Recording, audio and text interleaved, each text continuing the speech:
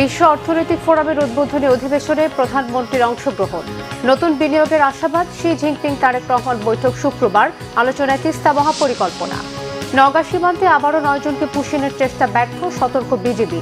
প্রায় 2000 অনুপ্রবেশকারী বাংলাদেশে পুশব্যাকের অপেক্ষায়, জানিয়েছেন শুভেন্দু। টানা 6 বিশ্বকাপে গোলের অনন্য রেকর্ড ক্রিস্টিয়ানো রোনালদোর। উজবেকিস্তানকে বিধ্বস্ত করে স্বস্তির ঢেউ পর্তুগালের। ইংল্যান্ডকে রুখে দিল ঘানা। দেখছিলেন ক্রাউন সিমেন্ট সংবাদ শিরোনাম। এবারে বিস্তারিত। চীনের দালিয়ান থেকে হাই স্পিড ট্রেনে বেইজিংয়ের উদ্দেশ্যে যাত্রা করেছেন প্রধানমন্ত্রী তারেক রহমান। এর আগে দালিয়ানে ওয়ার্ল্ড ইকোনমিক ফোরামের উদ্বোধনী অধিবেশনে যোগ দেন প্রধানমন্ত্রী তারেক রহমান। দেশটির স্থানীয় সময় বুধবার সকাল 10টায় দালিয়ানে আন্তর্জাতিক সম্মেলন কেন্দ্রে প্রধানমন্ত্রী তারেক রহমান, গিনির প্রধানমন্ত্রী আমাদু উরিবাহ সহ 90টিরও বেশি দেশ ও অঞ্চল থেকে রাজনৈতিক, ব্যবসায়িক, শিক্ষাবিদ এবং গণমাধ্যমের প্রায় 1,500-এরও বেশি প্রতিনিধি অংশ নিয়েছেন। চীনের প্রধানমন্ত্রী লি কিয়াং সম্মেলনের উদ্বোধনীতে ভাষণ দেন। চীনের অভাবনীয় প্রযুক্তি ও ব্যবসাবান্ধব পরিবেশকে বিবেচনায় বিশ্বকে এগিয়ে যাওয়ার পরামর্শ দেন। গ্রীষ্মকালীন দাভোসে প্রধানমন্ত্রী তারেক রহমানের অংশগ্রহণ বাংলাদেশের জন্য একদিকে নতুন বিনিয়োগ ও কর্মসংস্থানের সুযোগ সৃষ্টি করবে, অন্যদিকে বিভিন্ন দেশের বেস্ট প্র্যাকটিস গ্রহণের মাধ্যমে জাতীয় সক্ষমতাকে আরও সমৃদ্ধ ও শক্তিশালী হচ্ছে বলছেন সংশ্লিষ্টরা। শুক্রবার চীনের প্রেসিডেন্ট শি জিনপিং এর সাথে দ্বিপক্ষীয় বৈঠক। সই হতে পারে বেশ কয়েকটি চুক্তি ও সমঝোতা স্মারক। বৈঠকে দ্বিপক্ষীয়, আঞ্চলিক এবং বৈশ্বিক বিভিন্ন গুরুত্বপূর্ণ বিষয়ে বিস্তারিত আলোচনা হবে বলে জানা গেছে। প্রধানমন্ত্রীর এই সফরে 2 দেশের মধ্যে 15 থেকে 17টি চুক্তি ও সমঝোতা স্মারক সইয়ের সম্ভাবনা আছে। বাংলাদেশি পাসপোর্ট ইস্যুতে এসালমের স্বরাষ্ট্র মন্ত্রণালয়ে করা আবেদনের নথি পর্যালোচনা করার জন্য সব ডকুমেন্টস হাইকোর্টে দাখিল করতে বলা হয়েছে। বিচারপতি আহমেদ সোহেল ও বিচারপতি ফাতেমা আনোয়ারের নেতৃত্বাধীন হাইকোর্ট বেঞ্চে এর শুনানি হয়েছে। এসবের মধ্যে এসালমের পাসপোর্টের বিষয়ে কোনো পদক্ষেপ না নেওয়ারও নির্দেশ দিয়েছেন হাইকোর্ট। বাংলাদেশের নাগরিকত্ব ত্যাগ করতে গেল ফেব্রুয়ারিতে আবারও আবেদন করেন এসালম গ্রুপের চেয়ারম্যান মোহাম্মদ সাইফুল আলম। নিজের স্ত্রী ফারজানা পারভিন এবং 2 ছেলে আশরাফুল আলম ও আসাদুল আলম মাহিরের নাগরিকত্ব পরিত্যাগের আবেদন করেন তারা। 2020 সালেও বাংলাদেশের নাগরিকত্ব পরিত্যাগের আবেদন করেছিলেন এসালম গ্রুপের কর্ণধার। তার আইনজীবীদের দাবি, ওই সময় আওয়ামী লীগ সরকার তার আবেদন মঞ্জুর করেছিল। স্বরাষ্ট্র মন্ত্রণালয় সুরক্ষা সেবা বিভাগের 2020 সালের 19 জুলাইয়ের একটি স্মারক দেখিয়ে বলা হয়, সাইপ্রাসের নাগরিকত্ব গ্রহণের কারণে সাইফুল আলমের বাংলাদেশের নাগরিকত্ব পরিত্যাগের আবেদন তৎকালীন আওয়ামী লীগ সরকার মঞ্জুর করেছিল। তবে ওই সিদ্ধান্তের বৈধতা চ্যালেঞ্জ করে ইসলামী ব্যাংক গত বছরের নভেম্বরে হাইকোর্টে একটি রিট আবেদন করে।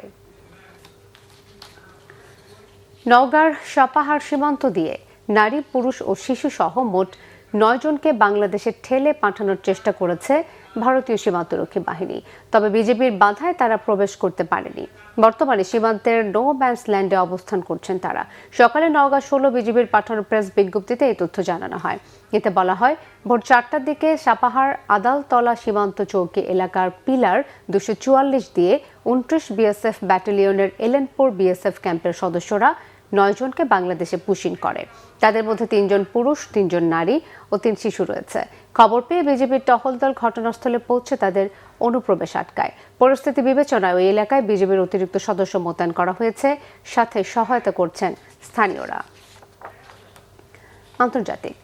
বাংলাদেশে পুশিং নিয়ে আবারও বিস্ফোরক মন্তব্য করলেন পশ্চিমবঙ্গের মুখ্যমন্ত্রী শুভেন্দু অধিকারী। তার দাবি, অন্তত 10,000 অনুপ্রবেশকারীকে বাংলাদেশে পুশিং করা হয়েছে, অপেক্ষায় আছে প্রায় 2,000। মঙ্গলবার পশ্চিমবঙ্গের বিধানসভায় বিরোধী দলের বিভিন্ন প্রশ্নের জবাব দিতে গিয়ে বাংলাদেশ ও সীমান্তে অনুপ্রবেশ নিয়ে দীর্ঘ বক্তব্য রাখেন মুখ্যমন্ত্রী শুভেন্দু। এই অধিবেশনে জানানো হয়েছে, বর্তমানে 12টি হোল্ডিং সেন্টারে আরও 1,800 জনকে পুশব্যাকের জন্য রাখা হয়েছে। আর কয়েক মাসের মধ্যে বাংলাদেশ লাগোয়া কোচবিহার, জলপাইগুড়ি, দার্জিলিং সহ 600 কিলোমিটার সীমান্ত এলাকায় কাঁটাতারের বেড়া তৈরির কাজ শেষ হবে। মুখ্যমন্ত্রী বলেছেন, ভারত সরকারের আইন কার্যকরের ফলে অনুপ্রবেশকারীদের ধরে জেলে পাঠানোর পুরনো নীতির পরিবর্তে পুশব্যাক করতে সীমান্তরক্ষী বাহিনী বিএসএফ এর হাতে তুলে দেওয়া হচ্ছে। হুঁশিয়ার করে তিনি বলেন, যারা নাগরিকত্ব সংশোধন আইনের আওতায় আসেনি, অবৈধভাবে ঢুকেছে, তাদের কাউকে রাখা হবে না। বন্ধ হবে তাদের খাদ্য আর চিকিৎসা পাওয়ার সুযোগও। ব্যালিস্টিক ক্ষেপণাস্ত্র কর্মসূচিতে কোনো হস্তক্ষেপ তেহরান মানবে না বলে হুঁশিয়ার করেছেন ইরানের প্রেসিডেন্ট মাসুদ পেজেশকিয়ান। এদিকে তেহরানের প্রবল আপত্তি সত্ত্বেও মার্কিন প্রেসিডেন্ট ডোনাল্ড ট্রাম্প আবারও দাবি করেছেন সুবিধাজনক সময়ে আন্তর্জাতিক পরমাণু পর্যবেক্ষকরা ইরানে ঢুকবেন। পাকিস্তানের ইসলামাবাদ সফরে ইরানের প্রেসিডেন্ট পেজেশকিয়ান যুক্তরাষ্ট্রের সাথে শান্তি চুক্তির বৈঠক নিয়ে কথা বলেছেন। পাকিস্তানের প্রধানমন্ত্রী শাহবাজ শরীফের সাথে যৌথ সংবাদ সম্মেলনে তিনি জানিয়েছেন, যুক্তরাষ্ট্রের সাথে সই হওয়া সমঝোতা স্মারকে ব্যালিস্টিক ক্ষেপণাস্ত্র নিয়ে কিছু উল্লেখ ছিল না। তাই এ বিষয়ে যুক্তরাষ্ট্র সহ কারো খবরদারি এমনকি ভবিষ্যতে সমঝোতা স্মারকে এটি অন্তর্ভুক্তির সুযোগ নেই। আঞ্চলিক নিরাপত্তার স্বার্থে মুসলিম দেশগুলোর মধ্যে বন্ধুত্বপূর্ণ সম্পর্ক জোরদারের আহ্বান জানিয়েছেন তিনি। এদিকে যুক্তরাষ্ট্রের পেনসিলভেনিয়া অঙ্গরাজ্যে মধ্যবর্তী নির্বাচনী জনসভায় মার্কিন প্রেসিডেন্ট ট্রাম্প বলেছেন, ইরানের সাথে ন্যায্য একটি চুক্তির চেষ্টা চলছে। সমৃদ্ধ ইউরেনিয়ামের মজুদ যাচাই করতে আন্তর্জাতিক পর্যবেক্ষকরা ইরানে যাবে বলেও জানান তিনি। আর মার্কিন পররাষ্ট্রমন্ত্রী মার্কো রুবিও বলেছেন, চূড়ান্ত চুক্তি হয়ে গেলে হরমুজ প্রণালী ব্যবহার করা নৌযান থেকে আর টোল নিতে পারবে না ইরান, কারণ চুক্তিতে এই সুযোগ পাকাপোক্তভাবে বন্ধ করা হবে। এদিকে ইরান যুদ্ধে পাল্টাপাল্টি হামলার অবরোধে হরমুজে আটকে পড়া জাহাজে প্রায় 11,000 নাবিককে উদ্ধারের কাজ শুরু করেছে জাতিসংঘ। শিরোপা জয়ের স্বপ্ন আবারও ফিরল পর্তুগালের। উজবেকিস্তানকে গোল বন্যায় ভাসালো পর্তুগিজরা। স্বরূপে ফিরলেন ক্রিশ্চিয়ানো রোনালদো, গড়লেন টানা 6 বিশ্বকাপে গোলের রেকর্ড। তার জোড়া গোলে পর্তুগাল 5-0 গোলে হারিয়েছে উজবেকিস্তানকে। মনির হোসেন খানের ডেস্ক রিপোর্ট।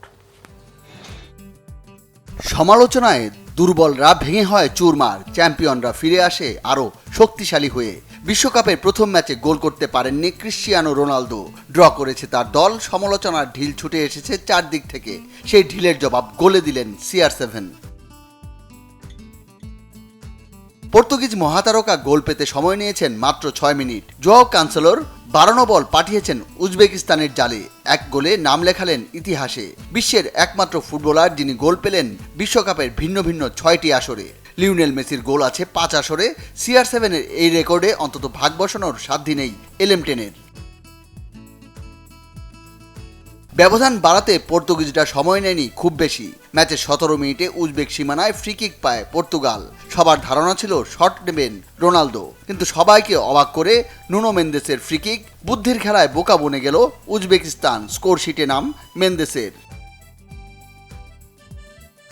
এশিয়ার প্রতিনিধিদের সুযোগ এসেছিল ব্যবধান কমানোর। পর্তুগালের জালের ঠিকানাও খুঁজে নেন আজিজ গানিয়েভ, তবে ফাউলে কাটা পড়ে তার গোল। মেসি একের পর এক গোলে উঠেছেন সাফল্যের চূড়োয়। চিরপ্রতিদ্বন্দ্বী রোনালদোরও কিছু করা চাই। এই ম্যাচ CR7-এর নিজেকে মেলে ধরার মঞ্চ। 39 মিনিটে আবারও লক্ষ্যভেদ। আন্তর্জাতিক ফুটবলে তার 145তম, বিশ্বকাপে 10ম। পেছনে ফেললেন স্বদেশি গ্রেট ইউসেবিওকে। হ্যাটট্রিক পেতে মরিয়া রোনালদো। সুযোগ এসেছে কয়েকবার। প্রথমার্ধের শেষ মিনিটে তার ফ্লিক গোল লাইন থেকে ফিরিয়েছেন আব্দুকদির খুসানভ। পুরো পর্তুগিজ দল মরিয়া মহাতারকার হ্যাটট্রিকে। ফ্রিকিকে উদ্ভাবনী শৈলী। ফাঁকা পোস্টে CR7-এর সামনে বাধার দেয়াল গোলরক্ষক। নিচু কর্নার কিকে এলো গোল, তবে রোনালদোর পা থেকে নয়, নিজেদের জালে বল জড়ালেন আব্দুকদির খুসানভ। হ্যাটট্রিকের আশায় শেষ পর্যন্ত খেললেন রোনালদো। চেষ্টা করে গেছেন, সুযোগ পেয়েছেন তৃতীয় গোলের, কিন্তু ভাগ্যদেবী দেয়নি সাড়া। বরং 87 মিনিটে স্কোর শিটে নাম তুলেছেন রাফায়েল লিয়াও। বিশাল জয়ে স্বরূপে ফিরল পর্তুগাল। জোড়া গোলে আবারও আলোয় Cristiano Ronaldo. Monir Hossain Khan, Bangla vision sports desk. এই ছিল এখনকার মতো। পরের সংবাদ দুপুর 2টায়। এর আগে একটা রয়েছে নিউজ টপ 10 দেখার আমন্ত্রণ রইল। এছাড়া বাংলা ভিশন সংবাদ ও সংবাদ সংশ্লিষ্ট অনুষ্ঠান দেখতে ভিজিট করুন www.bvnews24.com ও facebook.com/banglavisionnews এবং সাবস্ক্রাইব করুন youtube.com/banglavisionnews। ধন্যবাদ।